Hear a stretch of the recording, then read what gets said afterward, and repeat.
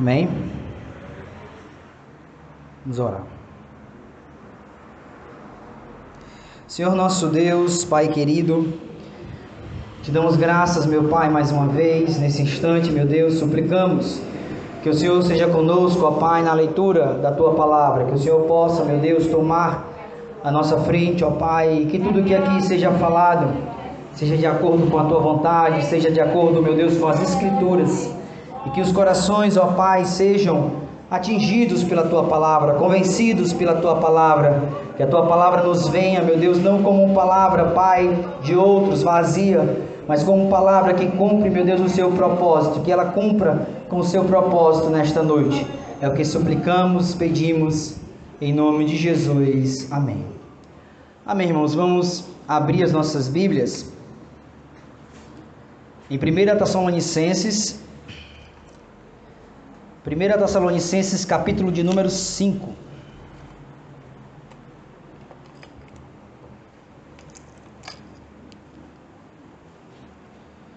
1 Tessalonicenses, capítulo 5, vamos ler o versículo de número 18.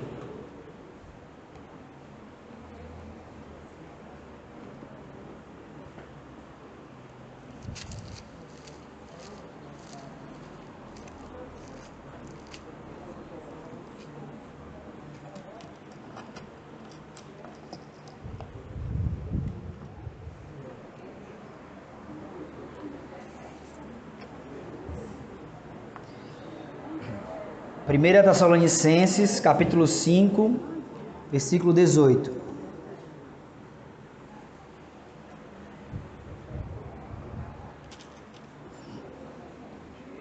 Que diz assim, irmãos, a palavra de Deus: em tudo dai graças, porque esta é a vontade de Deus em Cristo Jesus para conosco. Amém. Os irmãos podem se assentar.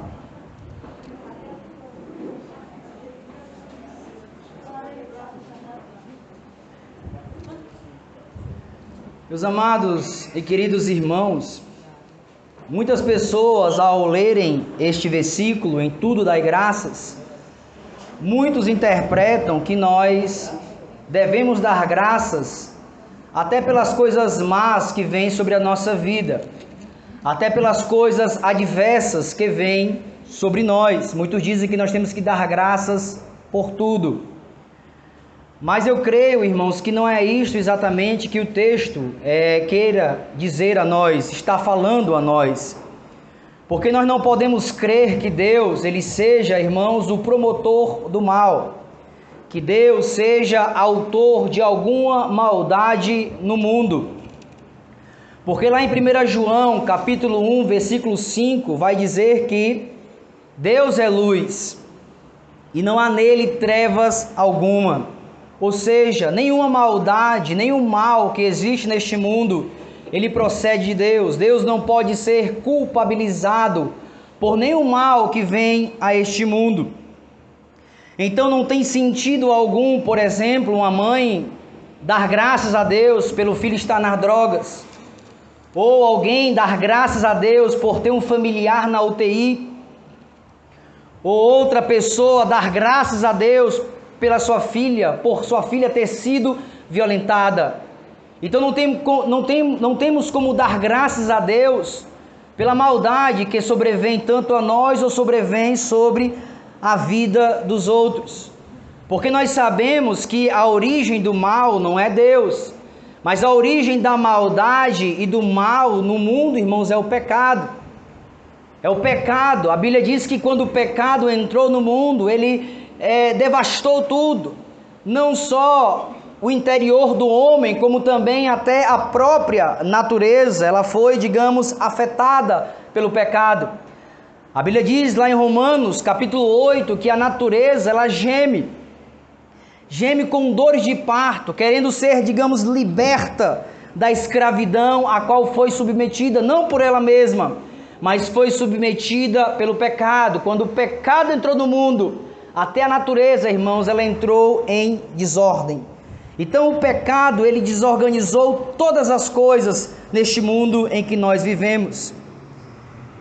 E temos caso na Bíblia Sagrada que não só o pecado promove o mal, é autor do mal, como também o próprio Satanás. O exemplo disso que eu estou falando é o caso de Jó. Nós sabemos que Jó, ele foi atingido não por Deus, quando ali as lepras, as doenças vieram sobre a sua vida, quando ele perdeu seus filhos, perdeu seus bens. Tudo foi, digamos assim, promovido, foi feito por Satanás, pela autorização de Deus. E outro texto que nós temos da Bíblia, que o diabo ele agiu assim, é o texto que temos em Lucas, em que tem uma mulher curvada. A Bíblia diz que há 18 anos essa mulher estava curvada, é como se ela fosse ereta, e com o passar do tempo ela fosse se curvando, até ficar um estado que não pudesse mais se curvar. E diz a Bíblia que no dia de sábado, Jesus entra na sinagoga, ele vê aquela mulher e a chama para perto de si. E quando a chama para perto de si, Jesus disse: estás livre da tua doença. E diz a Bíblia que a mulher voltou ao normal. E quando a mulher voltou ao normal, os fariseus começaram a criticar Jesus, dizendo: por que este cura no dia de sábado? Este não deveria ter feito isso, curado no dia de sábado. Jesus os repreendeu, dizendo: hipócritas, vocês levantam cedo, levam os seus animais para beber água, porque eu, num dia de sábado, não podia curar esta mulher, que já estava há 18 anos presa por Satanás. Então aquela causa, daquele mal, daquela mulher encurvada, era o próprio diabo. O diabo que tinha feito aquilo nela. Então a maldade, o mal, tanto pode prover do pecado, como pode prover do sistema contaminado, ou pode prover, irmãos, diretamente de Satanás. É por este motivo que nunca poderemos ser gratos a Deus por nenhuma maldade, por nenhum mal, por nenhuma doença, por nenhuma violência. Nunca diga: não, sou grato a Deus porque isso está acontecendo na minha vida. Não, porque o mal, ele não vem de Deus. Deus deve ser louvado por aquilo que Ele é o autor. Deus deve ser louvado, irmãos, pelas boas dádivas. É através disso, é por meio disso que nós devemos dar graças a Deus. Não podemos dar graças a Deus pelas maldades, mas em dias maus, em dias difíceis, em dias atribulados, nós podemos sim louvar a Deus, não pela maldade, não por causa da maldade, mas porque Deus, independentemente do que está acontecendo, é digno de louvor, é digno de honra e é digno de glória. Quando dizemos, irmãos, que Deus é digno de louvor, estamos dizendo que Deus, ele é digno de homenagem. Louvor quer dizer isso. Aquele que deve ser homenageado, cânticos que homenageiam o nome do Senhor, palavras que homenageiam o nome do Senhor, atitudes que possam homenagear o nome do Senhor. Então o Senhor, independentemente de qualquer situação, é digno de glória, é digno de louvor e é digno de honra. Aleluia. Louvado seja Deus. Então, irmãos, onde é que eu estou querendo chegar com essa palavra? É que eu quero dizer para os irmãos que os irmãos devem, nesses últimos dias, preparar-se para o que há de vir. Preparassem para que, meus amados irmãos, nada nesta vida que lhes aconteça possa cessar o seu louvor, possa calar a sua boca, possa deixar com que você venha para o culto, ou cultue a Deus onde quer que esteja. Nada que lhe aconteça, porque estamos vivendo, como diz a Bíblia, em dias difíceis, e que nesses dias difíceis, maus que podem vir sobre nós possamos ter, irmãos, a mesma disposição que teve Jó, quando lhe sobreveio o mal, quando lhe sobrevieram as coisas más. O que foi que Jó fez? A Bíblia diz, irmãos, que ele se vestiu de pano de saco, ele raspou a sua cabeça, ele se ajoelhou e adorou a Deus, dizendo: nu vim do ventre da minha mãe, nu tornarei para lá. O Senhor me deu, o Senhor tomou, bendito seja o nome do Senhor. Ou seja, naquela situação adversa, ele continuou adorando, ele continuou louvando o nome do Senhor. Eu não quero dizer que isso seja a nossa sina. Pode ser que neste ano, irmãos, nós estamos no começo do ano, o primeiro domingo do ano, Pode ser que este ano seja diferente para você. Pode ser que venham dádivas de Deus, que você ao final deste ano diga: esse ano só veio dádivas para mim. Neste ano eu posso louvar a Deus por vários motivos. Neste ano você pode dizer, no final deste ano, dizer assim: este dia nos fez o Senhor, regozijemo-nos e alegremos-nos nele. Mas nós sabemos que a vida, irmãos, é tão, digamos, imprevisível. Existem tantas contingências no mundo. Contingências são aquelas coisas que não estávamos esperando, que não estavam no script, que não estavam no roteiro. Quem no seu roteiro, no seu script, no seu plano pessoal, vai colocar alguma tragédia? Quem, irmãos, nos seus sonhos vai colocar: não, eu queria que nesse mês aqui acontecesse alguma tragédiazinha comigo para me equilibrar? Quem vai colocar? Ninguém coloca.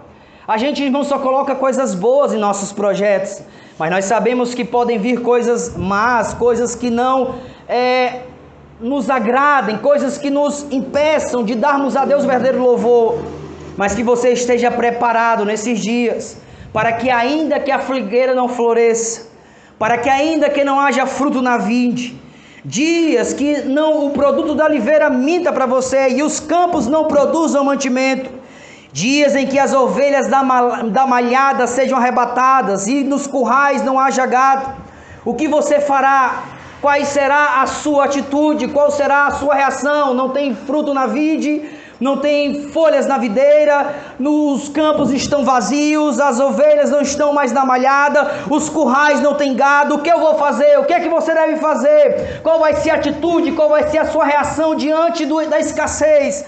A sua reação deve ser como a de Abacuque, quando disse tudo isso: todavia, se me faltar todas estas coisas, todavia, o contrário disso, eu me alegrarei no Senhor e exultarei no Deus da minha salvação. Ou seja, ainda que não haja fruto na videira, ainda que a oliveira minta, ainda que não haja ovelhas na malhada, ainda que não haja gado no curral, eu vou louvar o Senhor, porque Ele é a minha alegria, Ele é a minha força. É como diz o hino, irmãos: ainda que as trevas venham me cercar, ainda que os montes se desabem sobre mim, ainda que os homens se levantam contra mim, ainda que cadeias venham me prender, ainda, meus amados irmãos, que os homens queiram se opor contra mim, os meus lábios não se fecharão, os meus lábios não se calarão, porque eu vou te louvar, porque o meu fruto dos meus lábios é o louvor a ti, é por meio da tua graça, é por meio da paz que é o Senhor que eu encontrei em ti e do teu Espírito que habita em mim. Ou seja, nada pode impedir, nada pode nos calar, nada pode nos parar, nada pode, irmãos, nos fazer parar de dar louvor àquele que é digno de toda honra, de toda glória e de todo louvor.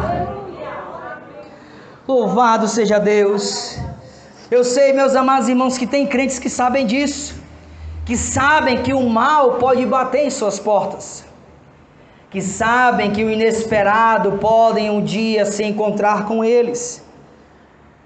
Mas o que eu quero saber de você é se você nesses dias está preparado para dar graças a Deus. Se nesse dia do mal, quando o mal vier, você vai estar preparado para continuar dando louvores ao Senhor, dando glória, dando a honra ao Senhor, independentemente da situação a qual você vive, independentemente da situação a qual você está.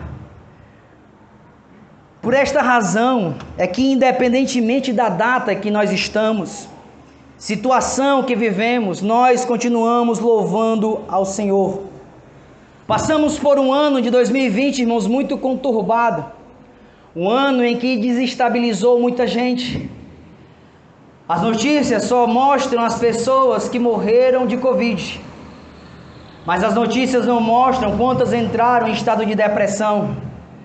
As notícias não mostram quantos tiraram a sua própria vida porque acharam que o mundo tinha perdido o seu total equilíbrio. As notícias só mostram aquilo que eles querem mostrar. E entramos num novo ano. E geralmente quando um novo ano entra, as pessoas tendem a alimentar uma esperança. Elas acham que zeraram o jogo. Elas acham, irmãos, que o jogo foi zerado. Mas a sensação que eu tenho quando entra um novo ano não é que o jogo foi zerado. É que a contagem regressiva, ela aumentou.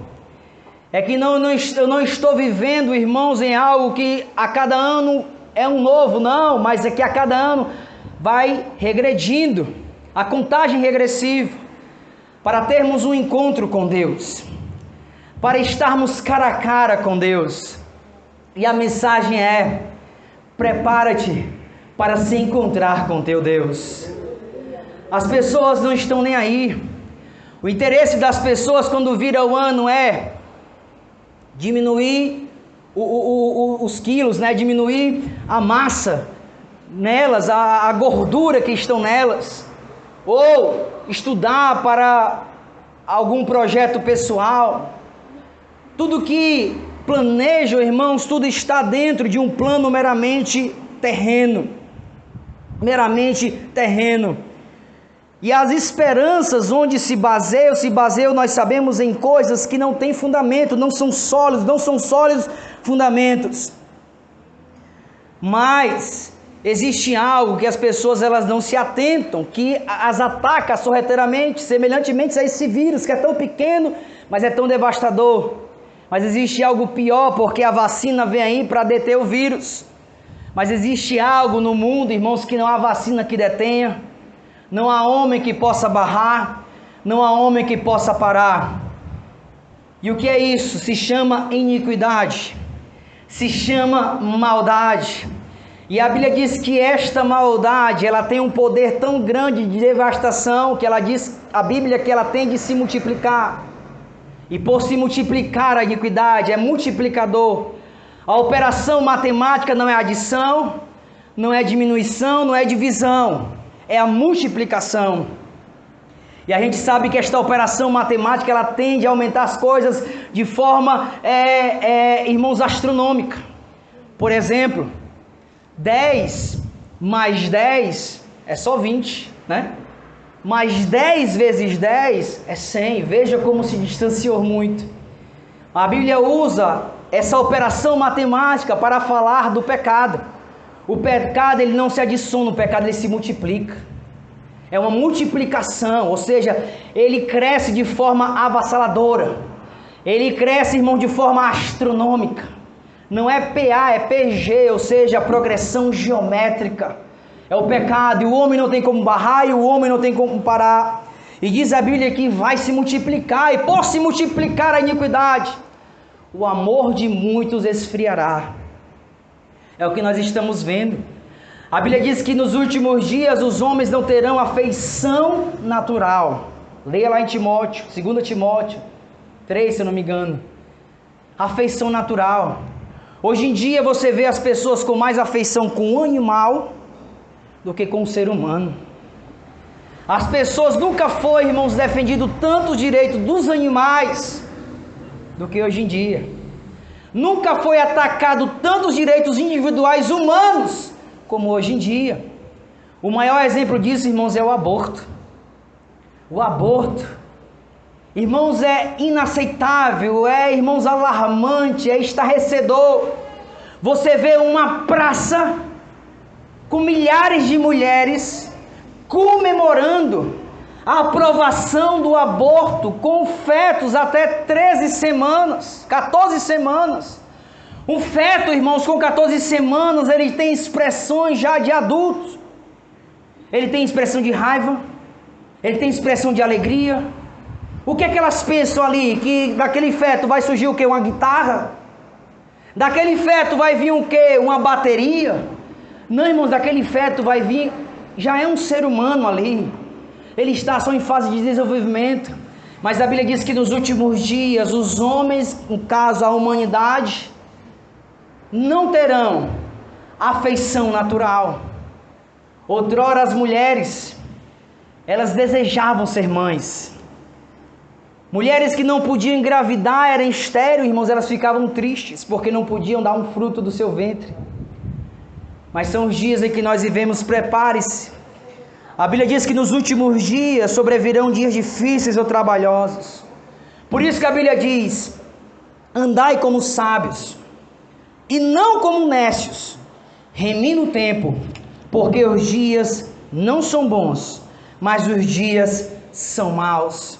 Os dias são maus. Não esperemos deste mundo, não espere dos homens desta terra, espere unicamente de Deus, do Senhor dos céus e da terra, porque é Ele, só Ele que pode nos dar, irmãos, um sólido fundamentado, um fundamento sólido, um fundamento que nós podemos andar com os passos firmes. É só nele que nós podemos esperar. É como diz o salmista Davi: em dias difíceis, em dias maus, não espere pelo homem, espere no Senhor. O homem pode até te acalentar, o homem pode até te ajudar, mas o homem não pode assim te salvar existencialmente. O homem não pode te dar aquilo que só Deus pode te dar. É por isso que o salmista Davi dizia: esperei com paciência no Senhor. Em dias maus, não espere com agonia, não espere com ansiedade, não espere perturbado, espere com paciência no Senhor. E Ele inclinou para mim e ouviu o meu clamor e me tirou de um lodo, de um lago terrível, de um lago que estava me afogando, de algo que queria me sucumbir, de algo que queria acabar com a minha vida, mas Ele foi lá e me socorreu, porque eu esperei nele. Eu esperei nele. Tirou-me de um charco de lodo. Eu não estava nem conseguindo me firmar direito. Eu estava andando e a sensação que eu tinha é que eu não estava indo para frente, mas Ele me tirou desse charco de lodo e firmou os meus pés numa rocha para que eu pudesse andar firmemente na sua presença. E pôs um novo cântico na minha boca. Não mais um cântico de murmuração, não mais um cântico de blasfêmia, não mais um cântico de lamentação. Ele pôs um cântico de louvor ao seu nome, de louvor de vitória, de louvor de alegria, de louvor de satisfação por estar em sua presença. Ele pôs um novo cântico nos meus lábios, um hino ao nosso Deus. Deus te dá hino na hora da tribulação. Foram nestes momentos de hino, nos momentos de tribulação, nos momentos de adversidade, que foram escritos os hinos mais lindos, os hinos mais maravilhosos que nós louvamos na casa do Senhor. Louvado seja Deus. Você sabe onde foi composto aquele hino, que é só a graça de Deus que nos salva? A excelsa graça de Jesus salvou-me, pecador. Aquele hino que diz assim: a maravilhosa graça de Jesus.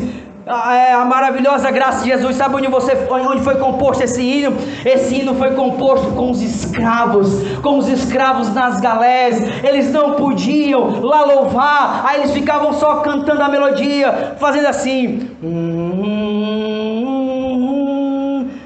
de Jesus salvou-me, pecador. Ou seja, meus amados irmãos, foi ali sofrendo, foi ali sendo chicoteado, que eles fizeram um hino maravilhoso que nós louvamos hoje em dia. Esses hinos foram compostos na fornalha de fogo. Louvado seja Deus. Hinos maravilhosos, irmãos, foram compostos por homens em sofrimento. Pôs na minha boca um hino ao nosso Deus, e muitos verão e temerão e confiarão no Senhor. Bem-aventurado o homem que põe no Senhor a sua confiança. Aleluia! E que não respeita os soberbos e se desviam dos mentirosos. Louvado seja Deus. Espere com paciência. Muitos irmãos acham que o Senhor tem que nos colocar numa bolha. Ser crente é ser colocado numa bolha para não ter tribulação, não ter problemas. Mas não. Sabe por que Deus não faz isso? Porque Ele não quer ver você acomodado. Deus não quer tratar com você como uma criança. Deus quer tratar você como um ser adulto e consciente, que entende as decisões que está tomando, que sabe as decisões que você está tomando. Deus não quer levar você como alguém que leva uma criança pela mão, dizendo que é hora de atravessar e que não é hora de atravessar. Deus quer que você mesmo saiba qual é a hora de atravessar e qual não é a hora de atravessar. É como um pai, quem não aprendeu quando criança, que o pai dizia, olha por dois lados quando for atravessar a rua. É assim que Deus quer de nós, que nós saibamos olhar para os lados da rua quando formos atravessar esta vida. É assim que Ele quer nos ensinar, irmãos. Pessoas conscientes que saibam que Ele deve ser louvado e exaltado. Ele não nos quer nos acomodar. A Bíblia diz que a alma farta, ela tem de pisar os favos de mel. Se fôssemos protegidos numa bolha, tenderíamos, irmãos, a pisar em certos benefícios de Deus, porque estaríamos já com a alma farta. Não, já estamos protegidos, já temos segurança. Não precisamos de mais nada. Mas o bom de Deus é que Deus nessas situações, Ele não nos deixa sucumbir. É como disse o apóstolo Paulo. E graças a Deus, que sempre nos faz triunfar em Cristo. E por meio de nós, manifesta em todo lugar a fragrância do seu conhecimento. Sabe por que Deus não faz com que o mal passe longe de nós? Porque Deus, Ele quer que nós triunfemos sobre o mal. Deus quer mostrar a este mundo a fragrância do conhecimento da sua presença. Quer mostrar que é possível o mal bater na porta de alguém e alguém não ser sucumbido pelo mal. Deus quer mostrar através de nós, irmãos, que é possível, diante da maldade, diante do mal, as pessoas continuarem louvando e exaltando o nome do Senhor. É por isso que Ele não te afasta do mal, no sentido que Ele não deixa o mal vir, Ele vai deixar. Porque quando nós oramos assim, a oração do Pai Nosso, Senhor, afasta-me do mal, não é que Deus vai afastar o mal de mim, é que Deus vai afastar a maldade do meu coração. É quando eu digo assim, Senhor, a maldade pode vir, o homem odioso pode vir, o homem sanguinário pode vir, mas se eu escapar, a maldade ela não vai estar no meu coração, porque eu não vou querer a vingança. Eu não vou querer dar aquilo que ele merecia, justiça, por aquilo que ele fez. Eu não vou querer descontar aquele que puxa o meu tapete, não, porque eu não vou vencer o mal com o mal. Eu vou vencer o mal com a arma que o Senhor me deu. E a arma que o Senhor me deu não foi o mal. E a arma que o Senhor me deu foi o bem. Eu vou vencer o mal com o bem, meus amados irmãos. A sensação que dá é que você, usando o bem para vencer o mal, você está perdendo. A sensação que tem é que o mal, qualquer dia, ele vai também te englobar, que ele vai também te engolir. Mas eu quero dizer uma coisa para você, que está mais próximo do que nunca. O mal, irmãos, vai ser completamente destruído. O mal vai ser completamente aniquilado, porque em breve o Senhor do bem, Ele virá. O Senhor do bem, Ele se manifestará.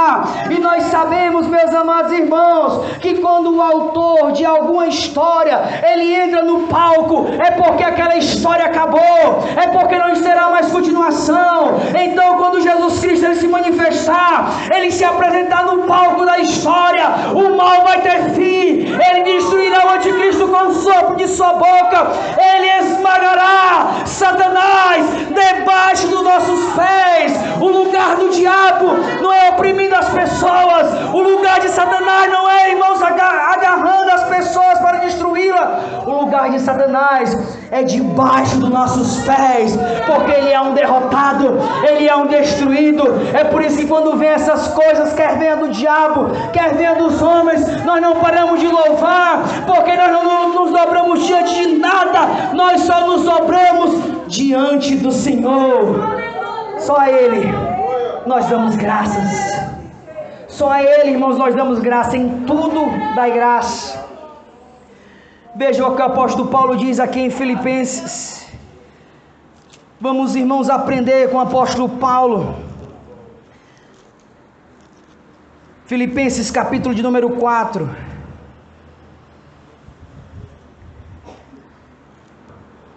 Versículo 12.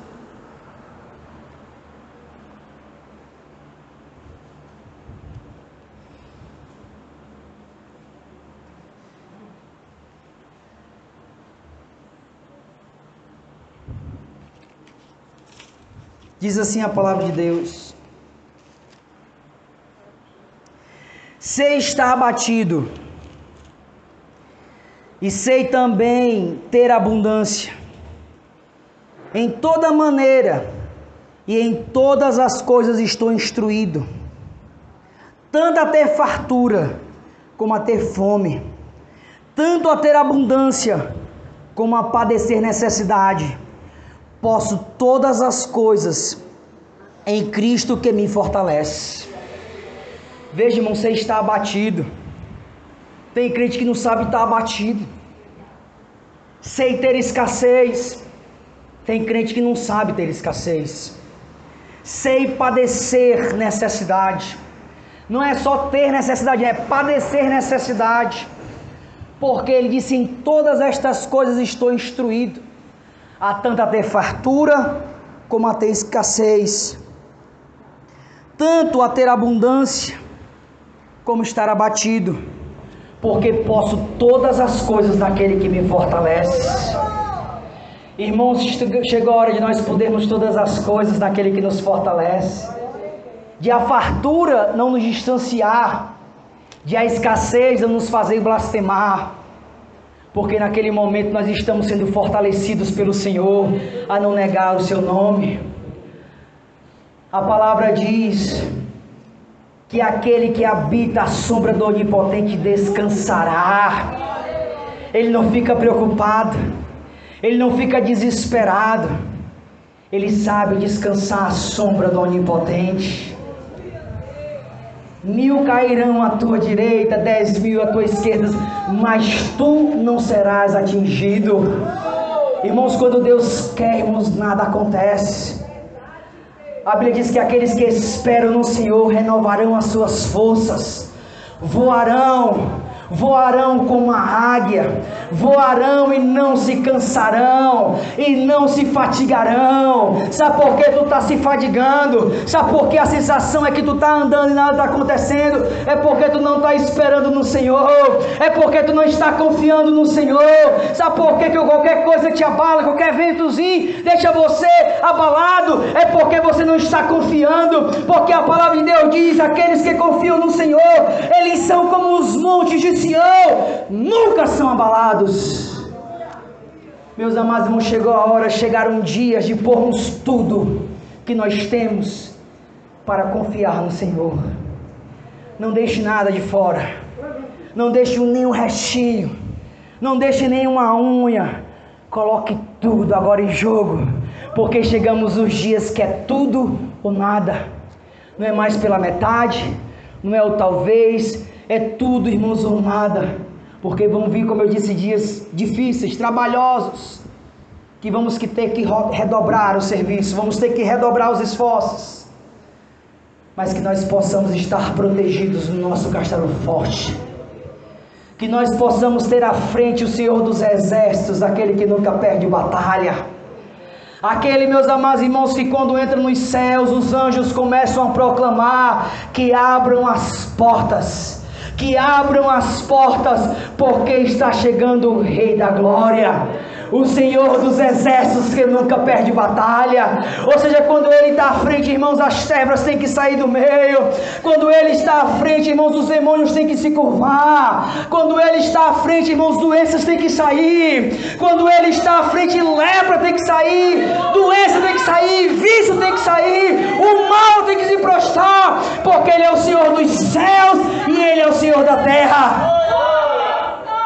Ele disse aos seus discípulos: curem os leprosos, curem os enfermos, deem vista aos cegos, ressuscitem os mortos, e depois que fizerem tudo isso, digam: o reino de Deus chegou.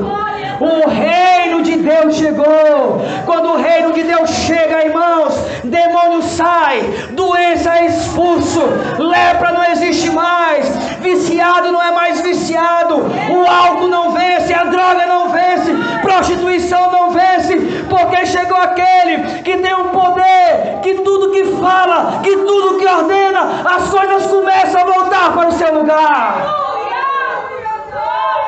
E Ele é imprevisível. Ele não cabe numa caixa de presente. Ele não dá para ser previsto, irmãos, previsível como na conta de matemática, não. Porque Ele se move, Ele é vivo. É como Ele curava. Nós temos que esperar o movimentar de Jesus. Ele está aqui no nosso meio.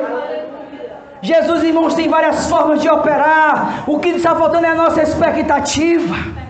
Jesus, às vezes, Ele chegava para o cego e tocava no cego e dizia: seja curado. E o cego é curado. Aí os fariseus começaram a olhar e disseram: eu já sei o que é que Ele vai fazer. Ele vai tocar no cego e o cego vai ser curado. E Jesus não tocava não, Jesus ordenava: veja. E o cego começava a ver. Aí eles diziam: agora eu sei, ou ele vai tocar, ou ele vai falar. Sabe o que Jesus fazia? Ele cuspia no chão e fazia lodo e colocava no olho do cego. Ou seja, ele era imprevisível, ele era indomável. É como nas crônicas de Nárnia. Aí os meninos vindo no leão assim, indo embora. Aí disseram: para onde ele vai? Aí o rapaz disse assim: ninguém sabe, porque ele é um leão indomável. Ele é um leão que ninguém doma. Ninguém doma Jesus, ninguém ordena, porque ele é o Senhor. É Ele que diz o que deve ser feito, quando deve ser feito e a hora que deve ser feito. A tempestade pode até vir, mas na hora que Ele disser assim: acalma a tempestade, acalma o vento, os ventos vão ter que ouvir a sua ordem. Vamos dar graças, irmãos, a Jesus em qualquer situação. Que nada cale o seu louvor. Até as perdas que você acha que não perderia. Não, eu acreditava que eu não ia perder isso. Eu acreditava que eu ia morrer antes do meu filho. Eu acreditava que eu não ia perder esse emprego. Eu acreditava que o meu relacionamento ia ser sempre estável. Eu acreditava que na minha igreja nunca ia ter uma discórdia. Eu acreditava que no meu trabalho, meu patrão nunca ia falar isso comigo. Meu amado irmão, espere qualquer coisa acontecer. Mas se qualquer coisa acontecer, ainda que não esteja previsto, não deixe de louvar e dar graça ao nome de Jesus. Em tudo dá graça, porque Ele é digno de toda honra, de toda glória, de todo louvor. Porque dele é a força, dele é a sabedoria, dele é o poder, pelos séculos dos séculos. É o Cordeiro de Deus, que vamos nos dobrar e vamos jogar as nossas coroas, dizendo: nós não somos dignos disso. O Senhor que é digno, o Senhor que é digno de louvor. Meus amados irmãos, que esta seja a nossa vida. Em tudo dá graça ao Senhor. Amém, irmãos. Vamos ficar de pé nesta noite. Os irmãos que louvam ao Senhor.